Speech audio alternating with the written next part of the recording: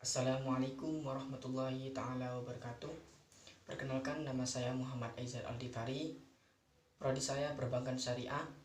NIM saya 20410501030. Pada kesempatan hari ini saya akan menjelaskan sedikit tentang sosialisme Marx atau Marxisme, dan pembaruan terhadap Marxisme.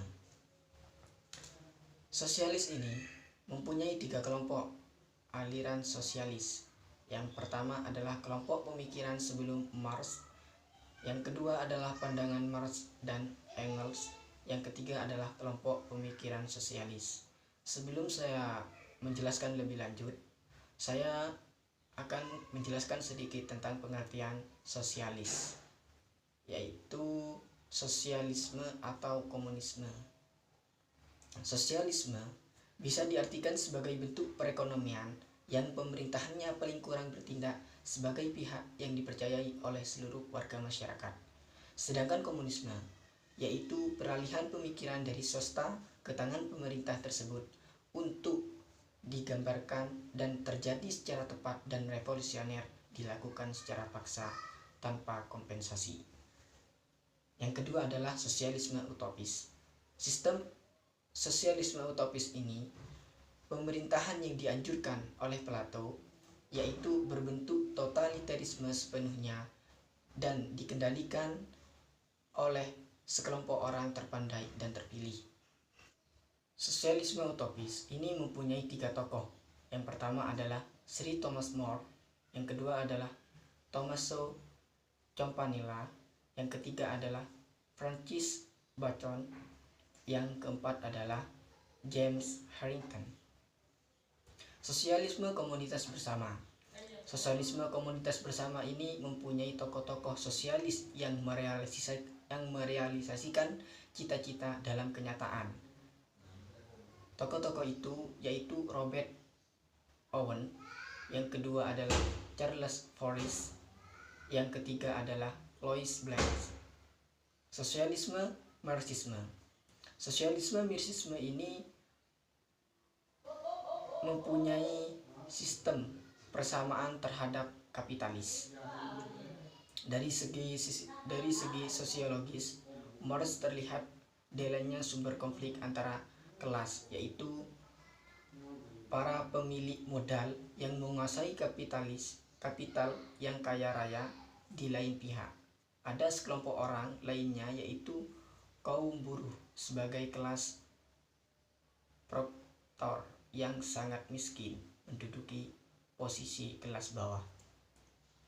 Teori Marx tentang pertentangan kelas ditulis dalam buku Manifesto Komunis.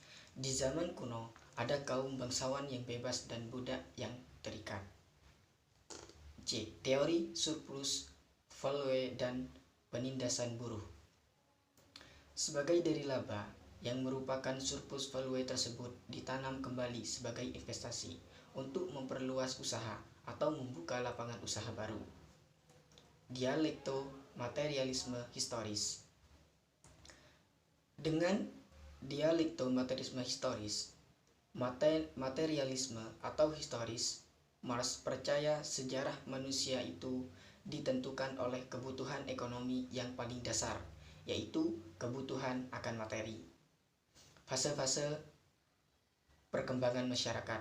Yang pertama adalah komunisme primitif atau suku, yang kedua adalah perbudakan, yang ketiga adalah feodalisme, yang keempat adalah sosialisme, yang kelima adalah komunisme. Sosialisme dan komunisme menurut Marx itu dilihat dari produktivitas, hakikat manusia sebagai produsen, pembagian, dan pendapatan. Latar belakang pembaruan terhadap Marxisme.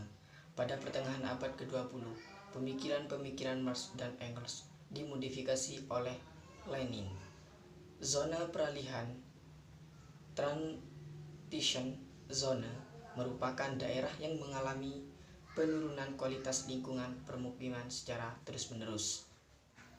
Leninisme menurut Lenin, kapitalisme pada tahap akhir akan mengarah ke monopoli. Revisionisme pakar-pakar sosialis yang menganggap kerja Tuhan kapitalis tidak harus melalui revolusi kekerasan. Aliran kiri baru atau the new left, kaum radikal pada umumnya lebih menyukai gagasan desentralisasi administrasi dan sosialisme pasar. Mungkin hanya itu yang bisa saya jelaskan. Kurang lebihnya saya mohon maaf sebesar-besarnya. Apabila ada tutur kata yang kurang sopan, itu mutlak dari saya, dan apabila ada tutur kata yang sopan, itu mutlak dari Allah Subhanahu wa taala. Wabillahi taufiq wal hidayah. Wassalamualaikum warahmatullahi taala wabarakatuh.